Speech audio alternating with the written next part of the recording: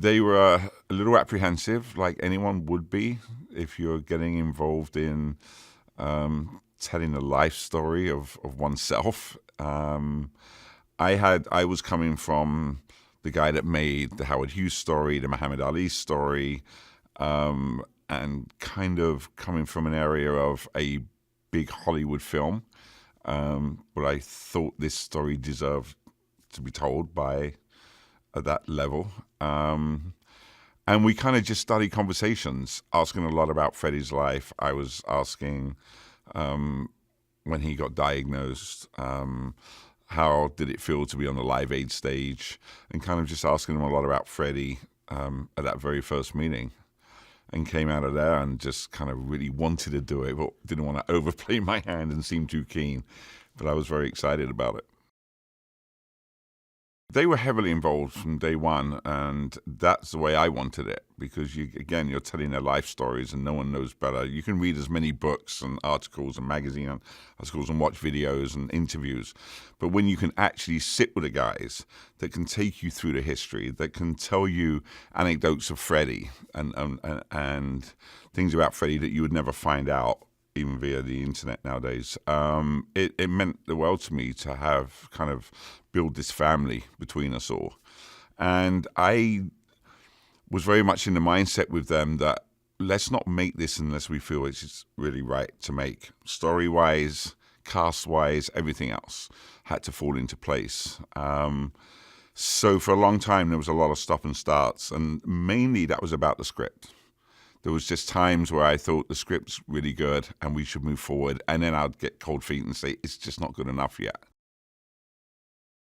I feel that that was a part of Freddie's life story that should be told, and the band's life that should be told during that period. You know, obviously Live Aid was a big moment surrounding that, but I think it's just what happened to him in his life, how the band came together, and how they continued through a lot of diversity, I thought was the best part of his life for storytelling. You know, going back as Freddie as a child, as an immigrant kid coming to England, you know, meeting the band, being that first time that you hear that sound of Queen, you know, which is, again, been nearly 50 years and still played globally every day. We actually do show how they made their music, which is very rarely done in this type of film. You know, and I think this is what the audience, part of what the audience is going to really enjoy. It's not just their story, it's not just Freddie's story, but how did they create that sound? How did they come together? Whose idea was it? You know, a song like Bohemian Rhapsody, which was completely panned when it first came out, you know, by everyone. The top critics in London, the top critics around the world just didn't think the song was ever going to be a hit. So a song like that, how was it reinvented? How did it come about? How much did Brian, Roger, Deaky, and Freddie all come together with that and weigh in on that kind of song? And I think that's a big moment of the storytelling of our film, is their music. Again, we go to a very personal side of Freddie's life, and I believe we cover everything for everyone. But there's a balance that you have to get. You can't be a musical and you can't be a drama. You have to be somewhere right in the middle. They write these anthems, right? It brings people together. Right. So if you're in a sporting event, and this is cliche, but you're in a sporting event anywhere in the world and you hear "We Are the Champions," you can't help but clap and sing with the person next to you, no matter who they are.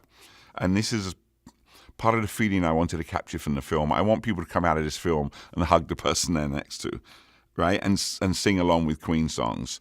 And "We Will Rock You," "We Are the Champions," Bohemian Rhapsody, all these songs larger than life, where you can't help but put a smile on your face, you know. And I feel that if we could capture that on the big screen and capture that in contrast with the essence of Freddie's story and how emotional his story is, then we could have a film that all audiences could go and enjoy. I really want parents to take their kids to this, because a lot of kids know Queen music, but they don't know Queen and Freddie. For me, it was so important to get this story right and to give a film that all audiences, no matter of your sexuality, of your race, no matter where you're from, give them a moment of togetherness. And one thing about Queen songs that you don't, even from the Beatles or the Rolling Stones or these bands, you don't get is you get the chills when you hear them. So they knew exactly how to play that. And I think Brian, Roger, Dickie, and Freddie were so clever at combining those moments to where they make a song. We Are the Champions is so emotional, right? You would never actually think of it until you stop and really think about it, right? I've been at Barcelona in a football game with 100,000 people singing We Are the Champions. Everyone's in tears, right? It's not a sad song. It's just emotional, and it gives you the chills. And when people come together for Radio Gaga, which was the big Live Aid moment, when people just stopped and went, wait a minute, something very special is going on here. You got 100,000 people clapping in unison.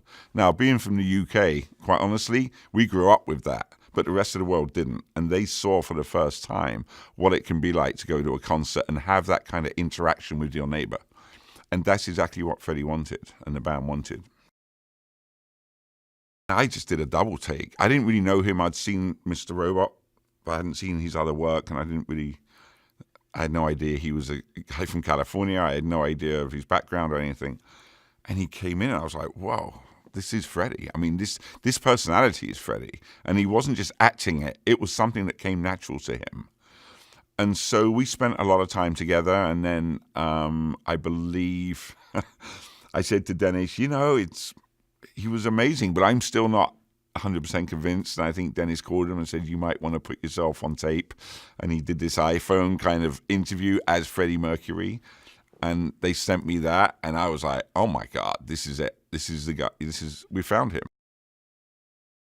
We said, okay, you know what? Let's just go for it. Let's film the whole set that Queen did. And I think we did, I can't remember how many takes, but it was long into the night that we just carried on utilizing four guys that, again, this is not an impersonation of Queen, that felt those characters, got into that characters, and did the whole set from start to finish.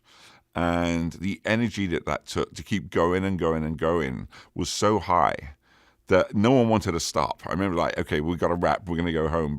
But it was so amazing. And then to have Brian and Roger there and seeing this iconic characters looking back with their memories and looking back at Live Aid. I mean, Brian actually said to me, were we that good? Which was amazing to hear Brian May say that. Hey-o, right? That to me was always, if you could capture that in a theater with 250 people clapping along, foot stomping, singing along to songs that they know so well and they grew up with, and the memories of each song that everyone has, that's a theatrical experience. That's why I want to go to the movies. I don't just want to see a film. I want to feel it in the room. And if we can, for me, it was always, if we can capture that, then we're going to win. And I think we do.